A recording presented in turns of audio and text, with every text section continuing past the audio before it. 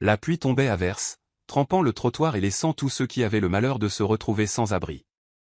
Les voitures s'écrasaient dans les flaques d'eau, klaxonnaient et filaient à toute allure, mais un homme restait immobile, ses mocassins hors de prix et son costume lui collant à la peau. Il avait pris un mauvais chemin, au sens propre comme au figuré, perdu dans un quartier où il n'avait jamais mis les pieds. Il s'appelait Adrian, milliardaire de statut, mais à cet instant, il se sentait comme l'ombre de lui-même, déconnecté, fatigué et désemparé.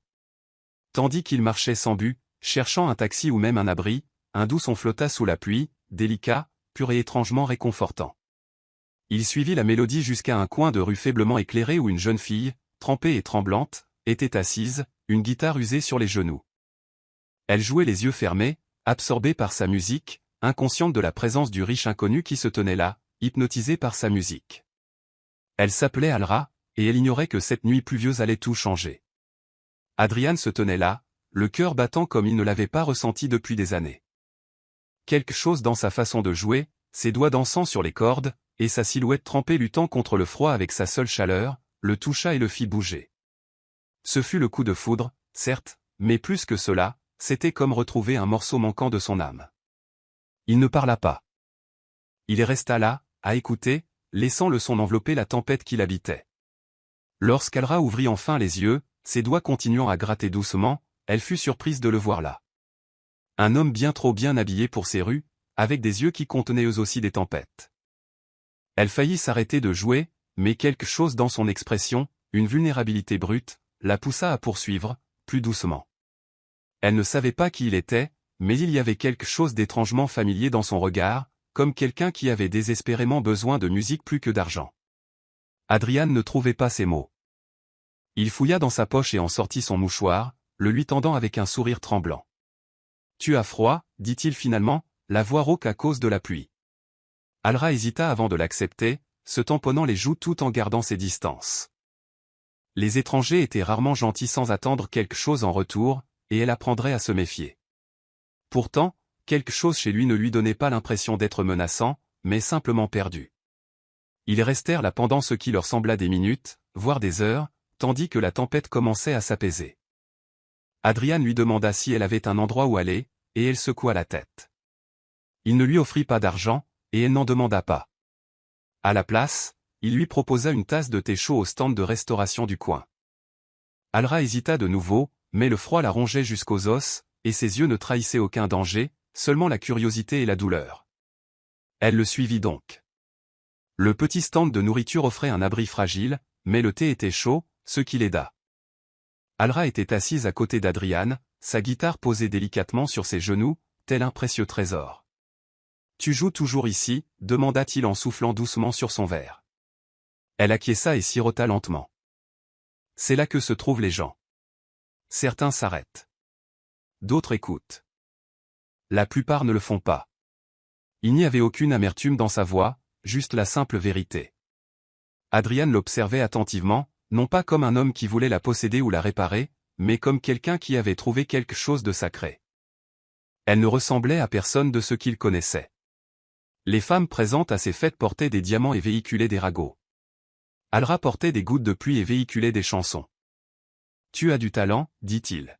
« On te l'a déjà dit ?» Elle sourit faiblement. Pas assez souvent pour faire la différence. Il voulait tout savoir d'elle, mais il savait qu'il valait mieux ne pas se précipiter. Alors, ils parlèrent de musique, de pluie et de leur son préféré. Le sien, c'était le doux grattement des cordes. Sa voix, désormais, était la sienne. La nuit s'estompa et le bruit de la ville s'apaisa. Il n'était plus que deux personnes sur un banc, sirotant du thé, unis par une mélodie nouvelle, quelque chose qu'aucun des deux n'osait nommer. Le lendemain matin, Adrian se retrouva dans son penthouse, mais l'espace lui semblait plus vide que jamais. Des murs de verre, des meubles élégants, des œuvres d'art valant des millions, tout cela ne signifiait plus rien. Il resta assis en silence, contemplant l'horizon, mais il ne pensait qu'à la fille sous la pluie. Alra. Sa façon de chanter sans crainte, la façon dont ses doigts bougeaient comme s'ils étaient faits pour faire de la magie. Il avait des réunions à assister, des contrats à signer, des appels de son assistant qui bourdonnaient toutes les 2 ou 3 minutes. Mais rien de tout cela ne parvenait à le retenir.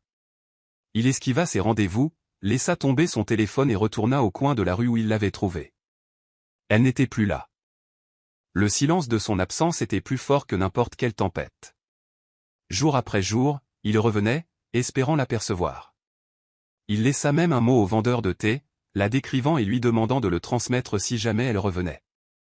Le vendeur lui lança un regard étrange, mais accepta. Adrian se fichait d'être jugé. Il voulait juste réentendre cette guitare et la voir sourire. Ce n'est qu'au 4e jour qu'il entendit à nouveau sa musique, douce, envoûtante et tout aussi belle. Elle était là, jouant à sa place habituelle, comme si elle n'était jamais partie.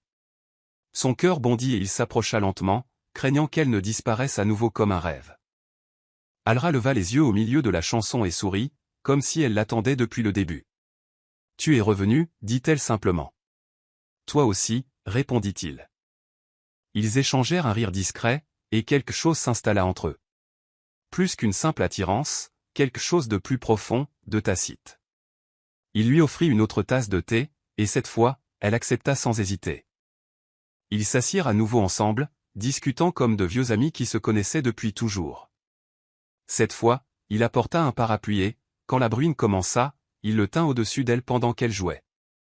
Les gens passèrent, les observant, deux âmes disparates sous la pluie. Certains le reconnaissaient, mais ils s'en fichaient. La seule personne qui comptait était la fille à la guitare, et la façon dont sa voix faisait disparaître tout le reste. Au fil des jours, leur lien s'est renforcé. Alra n'a jamais demandé qui était vraiment Adrian, et il ne l'a jamais proposé. Elle l'aimait pour son écoute, pour son respect de son espace et pour ne jamais la prendre à partie. Il l'aimait pour son authenticité, pour sa capacité à voir à travers ses costumes en silence, comme s'il était de verre. Il a commencé à lui apporter des petites choses. Une meilleure corde de guitare. Des gants pour ses doigts. Un petit tabouret pour s'asseoir quand le trottoir était trop froid. Elle n'en avait jamais rien demandé, mais la façon dont ses yeux s'illuminaient lui indiquait que cela signifiait plus que des mots. Elle commença à se confier sur sa vie, l'orphelinat où elle avait grandi, la musique qui la maintenait en vie quand rien d'autre ne le faisait. Adrian, à son tour, a partagé des morceaux de lui-même qu'il n'avait jamais connus auparavant. Sa solitude. Sa pression. Comment même des milliards ne pouvaient acheter la paix. Alra écoutait sans jugement, et dans cet espace, ils commencèrent tous deux à guérir. La pluie devint leur rythme, et les rues, leur sanctuaire. Un soir, alors que le soleil baissait et que les rues se coloraient d'or, Alra termina une chanson et leva vers lui un regard doux qu'il ne lui avait jamais vu. « Pourquoi reviens-tu sans cesse » demanda-t-elle en repoussant une mèche de cheveux derrière son oreille. Adrian hésita, puis répondit sincèrement, « Parce que tu me rappelles tout ce que j'ai oublié. » Elle pencha la tête, curieuse. « Comme quoi ?» Il sourit. « Que la musique compte. Que les gens comptent. Que l'amour ne se trouve pas à une table de conférence. » Elle le regarda longuement, son regard scrutant le sien. « C'est ça que tu ressens pour moi ? De l'amour ?» Le mot flottait dans l'air comme une corde qui attend d'être dénouée. Il hocha lentement la tête. « Je ne le voulais pas. Mais je le fais. » Alra ne répondit pas. Elle prit sa main et la serra doucement. « Moi aussi » murmura-t-elle. Et pour la première fois depuis longtemps, Adrian se sentit à sa place. Leurs sentiments étant avoués, quelque chose de subtil se transforma. Adrian et Alra se retrouvaient toujours au même coin de rue, buvaient toujours du thé au même stand, mais maintenant, une douce électricité régnait entre eux. Ils ne cherchaient pas à la séduire par le luxe ou les promesses, ils se contentaient d'être présents tous les jours, beau temps, mauvais temps. Et Alra ne rêvait pas de manoir, elle apportait toujours sa guitare et jouait comme si le monde dépendait de sa chanson. Un jour, elle lui apprit quelques accords. Adrian était maladroit, riant tandis que ses doigts tâtonnaient sur les cordes, mais elle était patiente. Ils étaient assis côte à côte, sa main guidant la sienne, partageant un petit monde magnifique où l'argent et le pouvoir n'avaient aucune importance. Des inconnus les observaient avec curiosité, certains prenant même des vidéos, mais aucun ne les remarqua. Ils étaient absorbés par leur mélodie. Ce soir-là, Adrian la raccompagna dans la petite chambre qu'elle louait. Elle hésita avant de l'inviter à entrer. C'était petit, à peine assez grand pour un lit et son étui à guitare. « C'est ici que j'habite » dit-elle avec un haussement d'épaules nerveux. « Ce n'est pas grand-chose. » Adrian regarda autour de lui et sourit. « Il fait chaud. » c'est réel. C'est toi. Elle rit, et à cet instant, le milliardaire qui possédait autrefois tout réalisa que c'était le premier endroit où il se sentait chez lui. Le lendemain matin, Alra se réveilla et trouva Adrian endormi sur le sol à côté de son lit, sa veste sous la tête. Elle le regarda, son visage plus doux dans le sommeil, et ressentit en elle quelque chose de profond, de subtil et de sûr. Elle n'avait pas voulu tomber amoureuse de lui, mais sa présence était devenue une chanson qu'elle ne voulait pas voir s'éteindre. Quand Adrian se réveilla, il esquissa un sourire penaud. « Pas vraiment le Ritz, dit-il en s'étirant. Mais j'ai mieux dormi que je ne l'avais fait depuis des années. » Elle lui lança un oreiller en riant, et il le rattrapa en plein vol. C'était le genre de rire qui vous faisait mal aux côtes, de la meilleure des manières. Le petit déjeuner se composait de nouilles instantanées et de fruits, mais pour eux, c'était un festin. Plus tard, ils marchèrent ensemble dans les rues. Elle jouait tandis qu'il tenait son manteau, observant fièrement une petite foule se rassembler. Certains lançaient des pièces, d'autres souriaient simplement. Adrian remarquait chaque visage, chaque expression, mais il ne voyait vraiment qu'elle, sa fille trempée par la pluie, à la voix apaisante. Et pour la première fois, il ne se sentait plus comme un milliardaire jouant les pauvres. Il se sentait simplement comme un homme amoureux. La nouvelle a commencé à se répandre. Des photos d'Adrian avec Alra ont circulé en ligne. Les gens ont murmuré, spéculé. Certains étaient amusés, d'autres scandalisés. Ses partenaires commerciaux lui ont envoyé des SMS inquiets. Son assistante appelait tous les jours. Mais Adrian les ignorait tous. Il avait passé trop de temps à faire semblant, à vivre derrière les murs d'une salle de réunion. Maintenant, il était enfin en vie, et il ne renoncerait à rien, pour rien au monde. Alra aussi vit le changement. Les gens commencèrent à le reconnaître. Certains l'ont même reconnu. « Tu sais qui c'est, n'est-ce pas » murmura quelqu'un un jour. Alra hocha la tête. Oui. Mais elle n'en dit pas plus. Elle n'en avait pas besoin. Elle n'était pas tombée amoureuse du milliardaire. Elle était tombée amoureuse de l'homme caché sous la richesse. Et elle espérait ardemment qu'il ne l'oublierait jamais. Mais tout n'était pas simple. Les rumeurs ont déformé leur histoire. Les gros titres ont commencé à remettre en question ses intentions. Une fille des rues séduit un milliardaire, lit-on. Alra a pleuré en le voyant. « Est-ce que c'est comme ça qu'ils penseront toujours de moi » demanda-t-elle. Adrian la serra contre lui. « Laissez-les parler, dit-il. Nous connaissons la vérité. Et c'est tout ce qui compte. » Pourtant, les murmures la piquaient. Alra commença à reculer un peu, incertaine. « Tu n'appartiens pas à mon monde, dit-elle un soir, d'une voix à peine audible. Adrian la regarda, la douleur traversant son visage. « Et tu crois que j'appartiens au mien ?» Il lui prit la main. « Alra, mon monde sans toi n'est plus celui que je veux. » Elle se détourna, les yeux fixés sur sa guitare. « Je ne veux juste pas être ton échappatoire. Je veux être vrai avec toi. » Adrian s'est approché. « Tu es la seule chose réelle que j'ai eue depuis des années. » Elle le regarda, cherchant du regard les failles dans sa sincérité. Mais il n'y en avait aucune. Alors elle murmura, pour le prouver. Le lendemain, Adrian fit quelque chose d'inattendu. Il quitta son empire, discrètement. Sans presse. Pas de spectacle. Juste du temps. Du temps pour Alra. L'heure des chansons. L'heure des longues promenades, du café du matin et des tasses fêlées. Il se fichait de ce que le monde pensait. Il était amoureux et, pour une fois, il choisissait ce qu'il voulait. Leur lien se renforçait de jour en jour. Ils emménagèrent dans un modeste 2 pièces, plus spacieux qu'elle n'en avait jamais eu, moins spacieux qu'il n'en avait jamais connu, mais parfait pour eux. Ils peignaient les murs ensemble, se disputaient la couleur des rideaux, brûlaient des toasts et dansaient pieds nus au son de sa guitare. La musique d'Alra commença à attirer l'attention, cette fois de la bonne manière. Un café du coin l'invita à se produire sur scène.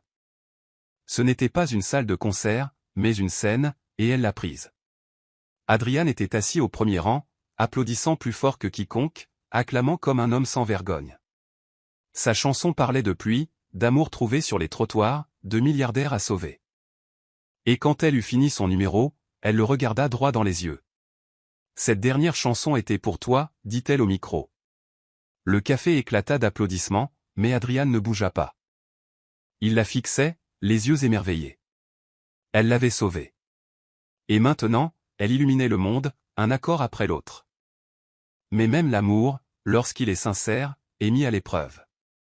Le passé d'Adrian n'a pas disparu. Son ancien associé, Elias, est apparu, non pas pour le menacer, mais pour le lui rappeler. « Tu ne peux pas fuir éternellement, dit Elias. Cette vie de guitare et de café, ça ne te ressemble pas. » Adrian serra les dents. C'est exactement qui je suis maintenant. Elias regarda Alra, puis de nouveau lui. Elle a du talent. Sans aucun doute. Mais n'oubliez pas que vous avez aussi construit quelque chose. Quelque chose dont les gens dépendent. Le mot le blessa, car il n'avait pas entièrement tort. Adrian passa la nuit agité, à réfléchir à l'équilibre. Serait-il à la fois l'homme qu'Alra aimait et le leader dont son entreprise avait besoin? Alra sentit ses difficultés. Le lendemain matin, dit-elle doucement, si tu veux y retourner, je ne t'en empêcherai pas. Adrian secoua la tête. Pas sans toi. Elle sourit tristement. Je ne veux pas que tu choisisses entre moi et ton destin. Je veux juste que tu nous choisisses, quoi qu'il arrive. Et là, il entrevit une nouvelle voie, une voie où amour et héritage ne s'opposeraient plus. Adrian fit le choix de ne pas retourner à l'empire qu'il avait laissé derrière lui, mais de reconstruire quelque chose de nouveau, avec Alra à ses côtés. Il commença à travailler tranquillement depuis leur appartement, esquissant des idées pour une petite entreprise, quelque chose d'humble et de significatif. Plus de réunions de conseil. Juste quelque chose de concret, lui dit-il.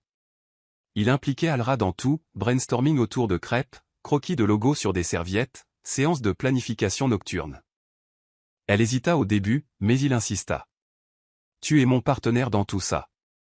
Il ne s'agissait plus de richesse, mais de faire quelque chose de sensé, qui reflète la paix qu'il avait trouvée auprès d'elle. Leur amour s'est épanoui autour de ce but. Chaque décision qu'ils prenaient, ils la prenaient ensemble. Ils formaient une équipe, imparfaite, passionnée, merveilleusement synchronisée. Et la nuit, quand elle chantait doucement et qu'ils travaillaient à la lumière d'une lampe, c'était comme un rêve dont ils ne voulaient jamais se réveiller. Un jour, la vieille guitare d'Alra se brisa en plein concert. Elle resta là, stupéfaite, tenant le manche fêlé comme s'il s'agissait d'un membre cassé. Le silence se fit. Adrian bondit de son siège, lui prit la main et murmura « Finis la chanson avec moi ». Il sortit la guitare de secours qu'elle gardait dans son étui et la lui tendit comme une épée. Ses doigts tremblaient tandis qu'elle reprenait la mélodie. Mais lorsqu'elle regarda Adrian dans la foule, son regard fixe et chaleureux, elle retrouva sa voix. Elle chanta comme jamais auparavant, sur le chagrin et la guérison, sur les cordes brisées et l'amour intact. Quand elle eut fini, la salle s'embrasa. Après le spectacle, Adrian prit la guitare cassée et l'accrocha au mur de leur appartement. « Celle-ci est spéciale, dit-il. Il a porté tes chansons jusqu'à moi. » Alra sourit en touchant le bois fissuré. Puis il a fait son œuvre. Et cette nuit-là, ils s'endormirent, enlacés l'un dans l'autre, entourés de musique, d'amour et de souvenirs irremplaçables. Mais avec la croissance naquirent des frictions.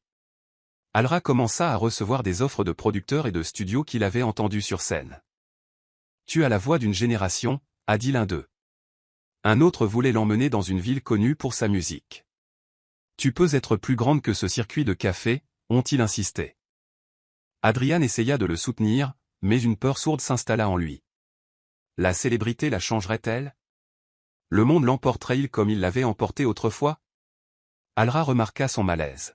« Je n'ai rien signé, lui dit-elle. Je n'ai même pas dit oui. » Il hocha la tête, mais le doute persistait dans son regard. Un soir, elle s'assit à côté de lui sur le canapé et lui dit doucement « M'aimes-tu parce que je chante dans la rue, ou m'aimes-tu pour moi ?» Adrian la regarda, le cœur battant. « Je t'aime parce que tu m'as rappelé ce que je ressens. Ni la scène ni les projecteurs ne peuvent changer ça. » Elle se pencha, l'embrassa doucement et murmura « Alors, affrontons ce qui arrive, ensemble. » Alra a décidé de tenter l'une des propositions, une séance d'essai dans un petit studio réputé pour son authenticité. Adrian l'a accompagnée, nerveux mais enthousiaste. Elle a enregistré 3 chansons originales, toutes inspirées par leur parcours. Les ingénieurs du son étaient époustouflés. « Tu n'as pas seulement du talent, tu es magique », lui ont-ils dit. À mesure que sa musique gagnait en popularité en ligne, le buzz s'intensifiait. Ses vidéos sont devenues virales, ses chansons ont grimpé dans les classements en streaming. Soudain, elle n'était plus une simple musicienne de rue, elle était une étoile montante. Adrian a suivi tout cela avec fierté et une pointe d'émotion douce amère. Il comprit que leur amour allait devoir évoluer. Elle n'était plus son secret. Le monde la désirait, et pour que ses rêves s'épanouissent, il devait abandonner la peur de la perdre. Il se tenait donc à ses côtés, lui tenant la main sur les tapis rouges et les marches des studios, le cœur rempli d'amour et de confiance. Mais l'ascension d'Alra n'a pas enthousiasmé tout le monde. Des critiques ont surgi, l'accusant d'utiliser Adrian pour accroître sa notoriété.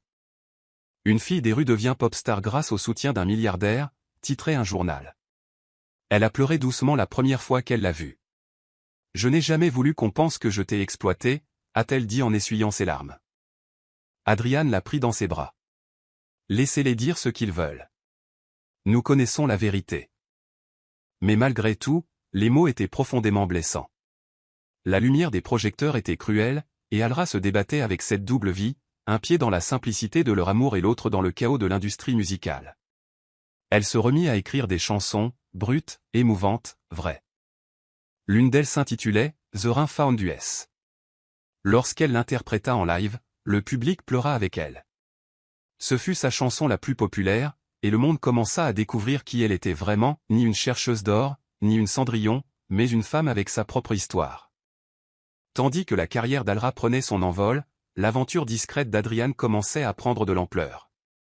Ensemble, ils ouvrirent un café musical chaleureux dans le quartier où elle jouait autrefois dans la rue. Ils l'appelèrent Corner of Rain. Ils mettaient en vedette des talents locaux, donnaient des cours gratuits aux musiciens en herbe et servaient le meilleur thé de la ville. Le café devint un havre de paix, un lieu pour les rêveurs, les amoureux et les solitaires. Alra surprenait souvent ses invités avec des performances impromptues. Adrian gérait les opérations avec le sourire et la fierté. Ce n'était pas une question de profit, c'était une question de passion. Et pour la première fois de sa vie, il se sentit riche dans les domaines qui comptaient. Un soir, alors qu'il fermait le café, Adrian se tourna vers Alra et lui dit « Tu te rends compte qu'on a bâti un monde à partir d'un seul jour de pluie ?» Elle hocha la tête, les yeux brillants. « Et je ne les changerai contre rien au monde. » Ils se tenaient sur le seuil, la pluie tombant doucement à nouveau, et s'embrassèrent comme si personne ne s'était jamais aimé. Mais la célébrité a sa façon de mettre à l'épreuve même les cœurs les plus forts. L'emploi du temps d'Alra se fit plus chargé, tournées, interviews, séances d'enregistrement. Adrian se réveillait de plus en plus souvent seul. Il ne se plaignait jamais, mais le vide s'installait. Une nuit, il la trouva endormie dans le studio, épuisée. Il la couvrit de sa veste et resta assis à côté d'elle jusqu'à l'aube. Ils eurent leur première vraie dispute peu après. Il était temps, pour elle, pour lui, pour eux. « J'ai l'impression de te perdre, admit-il. » Elle rétorqua, « Je poursuis le rêve que tu m'as encouragé à poursuivre. » Puis, silence. Un silence pesant et douloureux. Des heures plus tard, elle le retrouva au café, toujours en train de nettoyer les tables, bien que fermées depuis longtemps. « Je suis désolée, murmura-t-elle. Moi aussi, j'ai peur. » Il laissa tomber le tissu et la prit dans ses bras. « N'oublions pas qui nous sommes, dit-il. Peu importe à quel point le monde devient bruyant. » Elle hocha la tête. « Tu es ma mélodie. Toujours. » Alra prenait à cœur les paroles d'Adrian. Elle commença à refuser tout ce qui ne correspondait pas à ses valeurs, les soutiens extravagants, les événements qui ne signifiaient rien pour elle. Au lieu de cela, elle se consacra à sa musique et prit du temps pour Adrian, l'homme qui avait vu sa valeur avant tout le monde. Ils retournèrent à des choses simples, promenades nocturnes, repas partagés, notes de chansons griffonnées sur des serviettes au café. Un week-end, ils partirent en voyage à la campagne, sans téléphone, juste l'un l'autre et au grand air. Elle jouait pour lui sous les étoiles, et il était allongé, la tête sur ses genoux, l'écoutant comme s'il n'avait jamais entendu de musique. « La gloire n'est pas le prix, murmura-t-elle ce soir-là. Tu le hais. » Adrian lui embrassa le bout des doigts.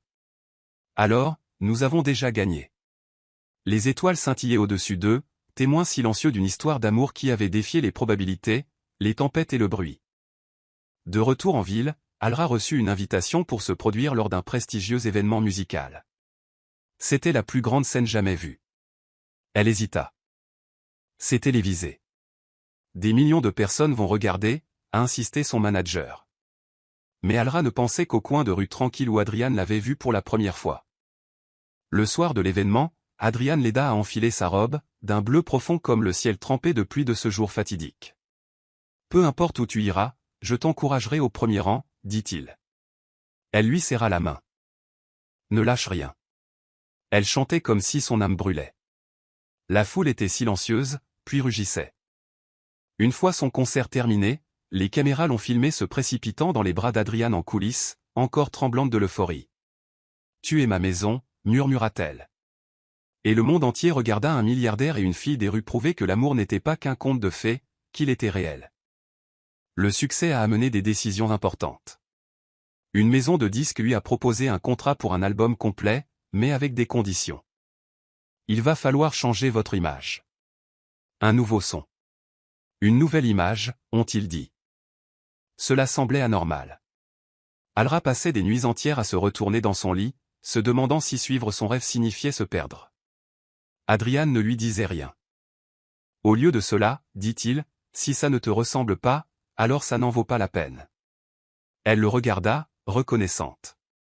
Ce soir-là, elle monta sur le toit, guitare à la main, et commença à écrire une nouvelle chanson, celle qui deviendrait le titre de son album indépendant.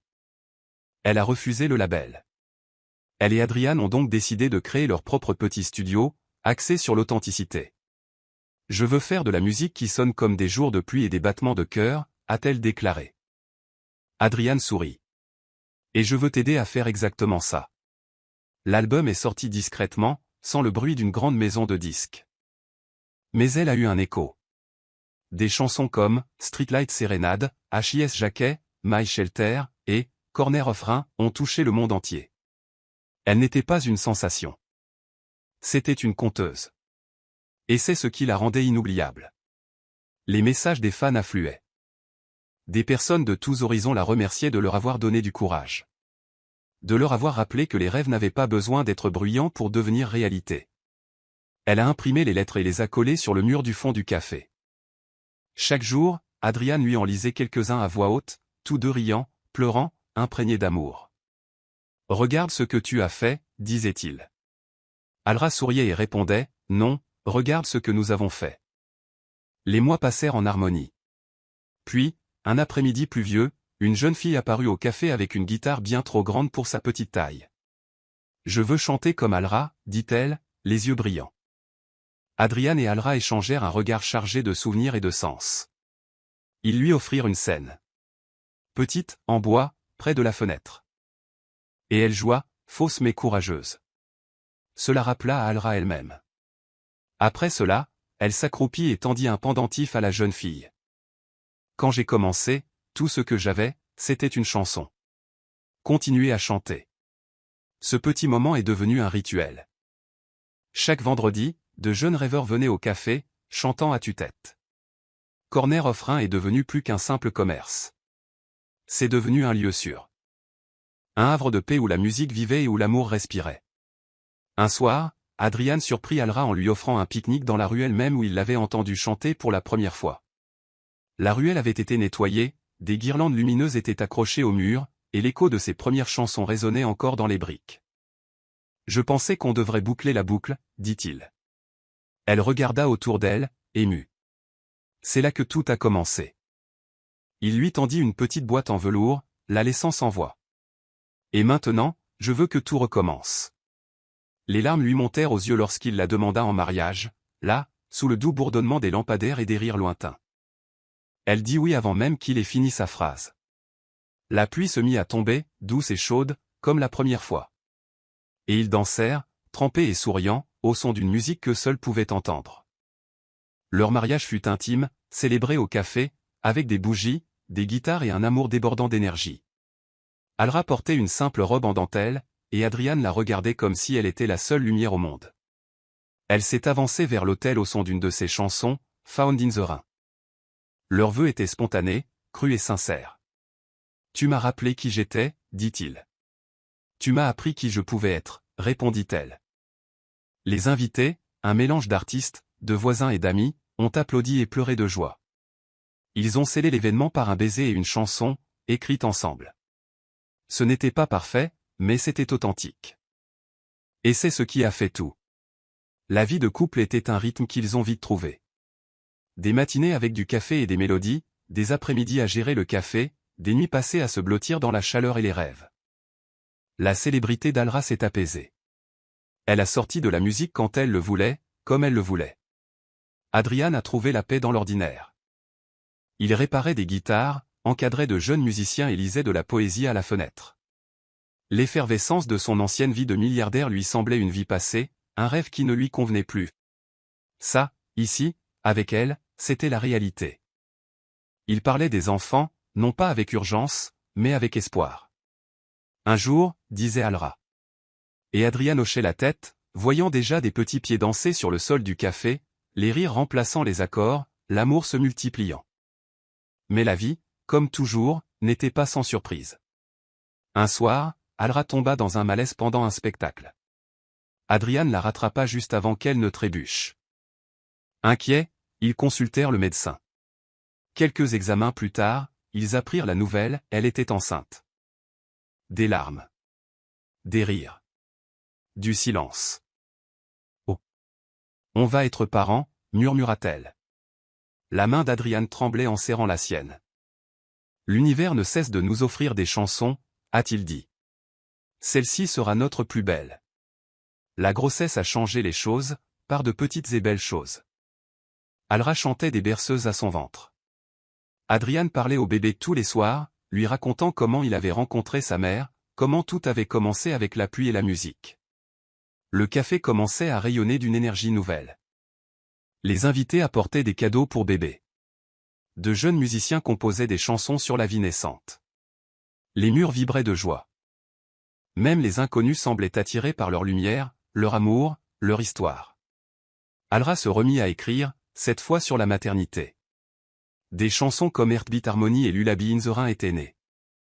Ils étaient plus doux, plus profonds. Le monde écoutait. Et écoutait encore. Le travail a eu lieu un autre soir pluvieux. Il a été long, intense, mais empli d'un amour indéfectible. Adrian ne l'a jamais quitté, lui tenant la main, lui murmurant des encouragements, essuyant ses larmes. Et quand le bébé naquit, une fille, ils la baptisèrent Lyra. D'après la constellation, dit Alra, épuisée mais rayonnante. D'après la musique et les étoiles. Adrian la tenait comme si elle était faite d'or et de promesses. À cet instant, tout prit sens. La pluie. La direction perdue. Le spectacle de rue. La guitare. Tout a mené ici, aux doux pleurs de leur fille et au rythme inébranlable de l'amour.